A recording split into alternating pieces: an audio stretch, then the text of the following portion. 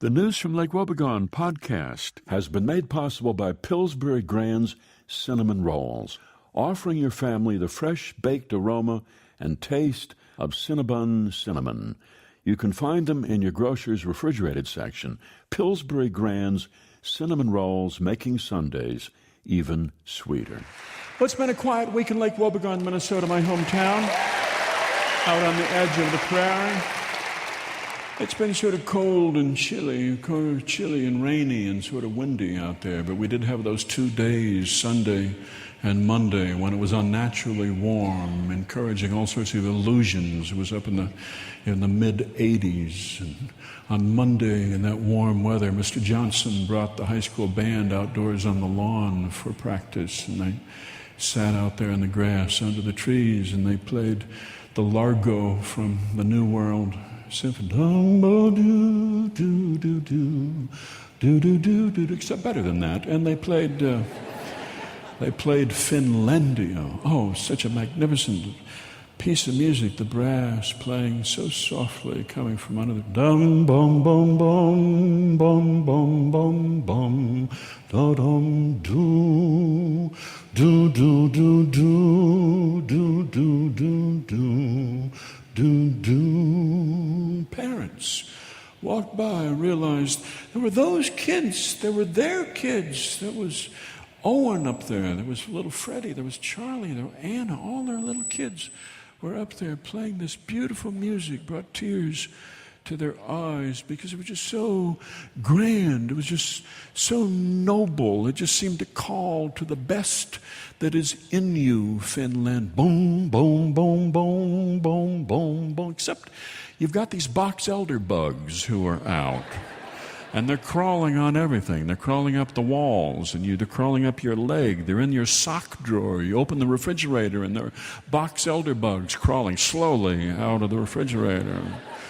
And when you have all these insects, as you do when it warms up, they wake up from wherever they went to sleep, bees and so forth, and they're kind of dozy and kind of confused and slow. But when you have all these insects around, it leads to comparisons between your life and their life. And some of the nobility that's in your imagination sort of leaves you at that point.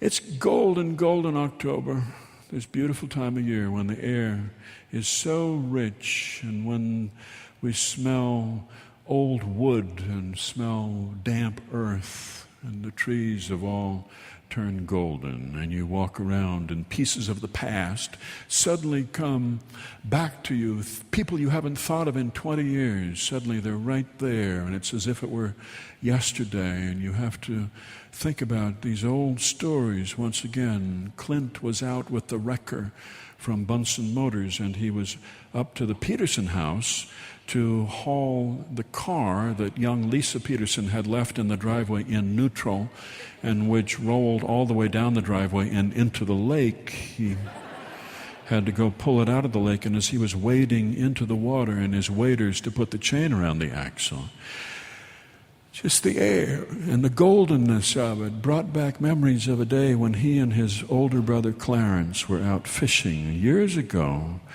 and Clarence caught a big one, and he was so excited that he stood up in the bow, and the canoe tipped over, and both of them went into the water, and he was still trying to reel in the fish, even though he was submerged in the water. And both of them started laughing, as you can in youth. You can laugh at adversity. They were laughing their heads off, hanging onto a canoe on a summer day, years and years and years ago. It just all came back to him as he stood in the lake, and he thought of how things had changed between them and how he detests his brother now. Since the two of them took over the garage from Dad, and Clarence became the president, and Clarence is the showboat, and he's the one in the green plaid jacket who stands there waiting for customers to come into the showroom, and Clint is the guy back in the grease pit, and he's squirting the lube into the joints, and he's going out with the wrecker to start cars and doing the work, and Clarence gets 60% of the profits. 60%, and Clint settles for 40. He's been loathing his brother for years and getting back at him in small ways. He knows how much Clarence is terrified of snakes. He was showing Wayne the new Ford Explorer and talking about how solidly it's built so that you would come off better in any collision with any other car. And he was going around and lifting up the tailgate to show him the spacious luggage capacity. And he opened it, and here's a 6-foot bull snake lying there writhing.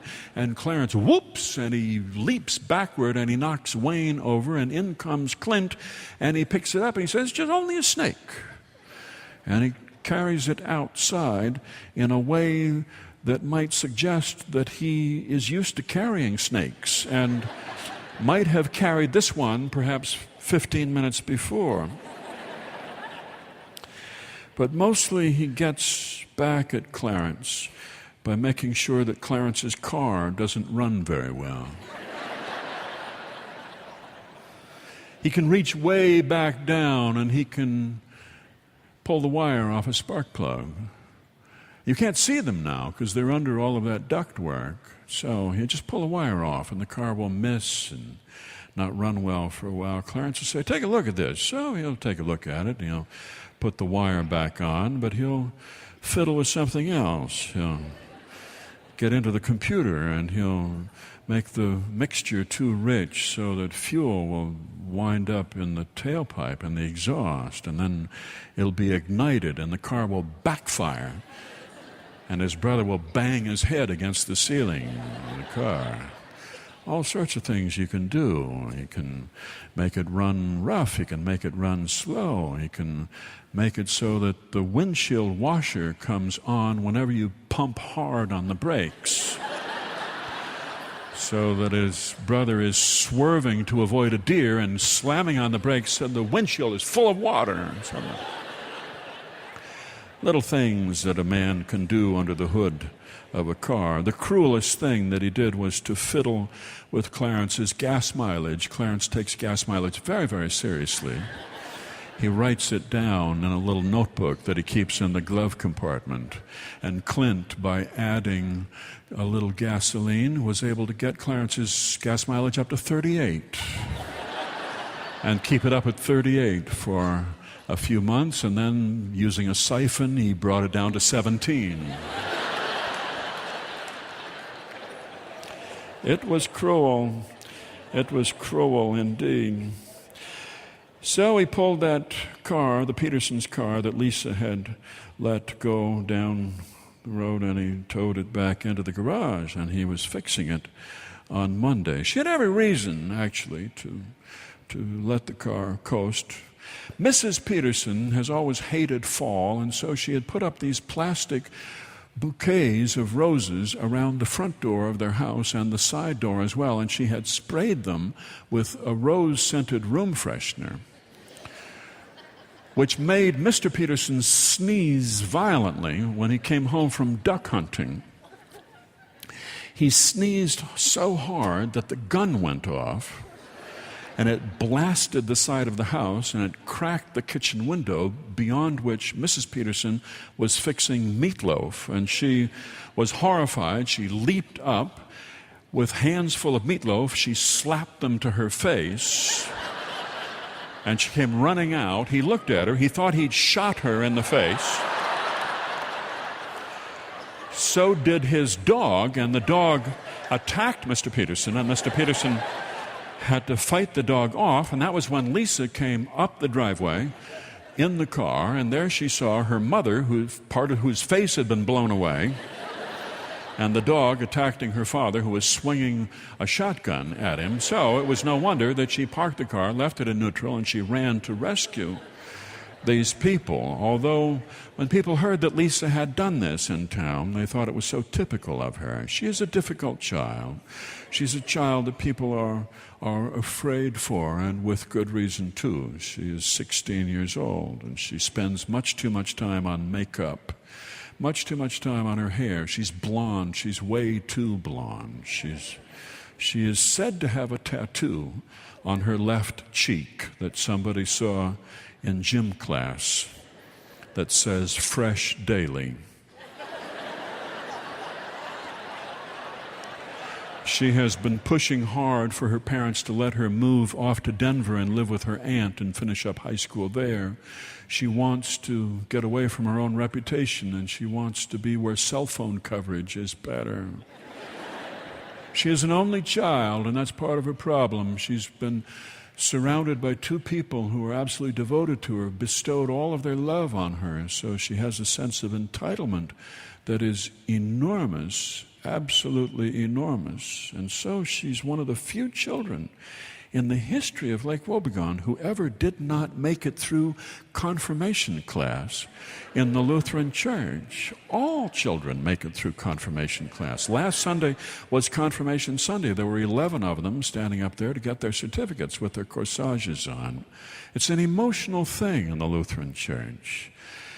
Mrs. Baldwin was the soprano soloist, and she sang Faith of Our Fathers, and she sang I Was There to Hear Your Borning Cry, and all of the mothers cried, and most of the fathers cried as well, and Pastor Inkvist handed out the confirmation certificates, smiling to himself to think how little some of these children had bothered to learn about Scripture.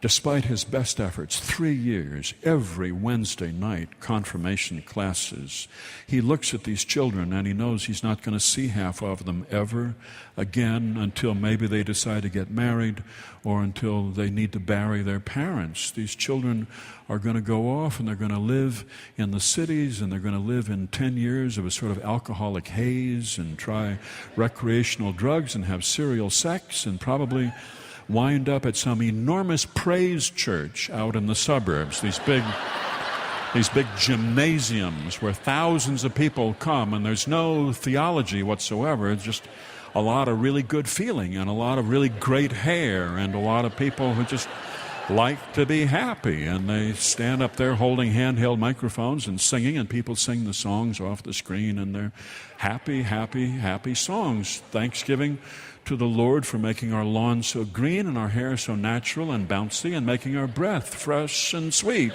And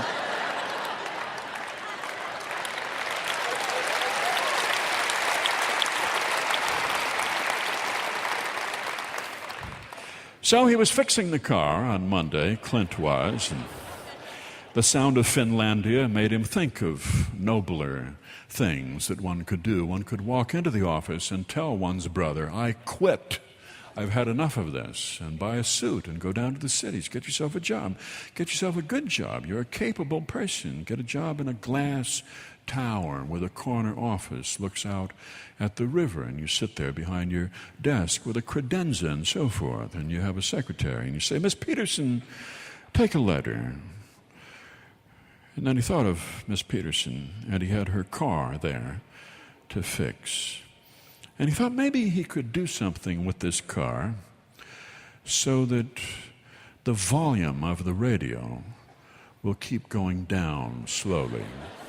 You'll tune on a station, and the volume imperceptibly will go down, down, down. And you'll turn it up loud, and it'll just keep going down, down, down, down, down. And you'll turn it up louder, louder. And when you've turned it all the way up, then suddenly it will just come at you like a snake. He could imagine this young woman driving down to the cities in her car and wondering what's wrong with her radio, and she gets it cranked all the way up, and then it just hits her like a 2x4, this hip-hop station. He could do that. He could also combine this with windshield washers in some way, and he could make the front seat move slowly closer and closer. That's the news from Lake Wobegon, where all the women are strong, all the men are good-looking, and all the children are above average. The News from Lake Wobegon podcast has been made possible by Pillsbury Grand's Cinnamon Rolls, offering your family the fresh baked aroma and taste of Cinnabon cinnamon. You can find them in your grocer's refrigerated section. Pillsbury Grand's Cinnamon Rolls, making Sundays even sweeter.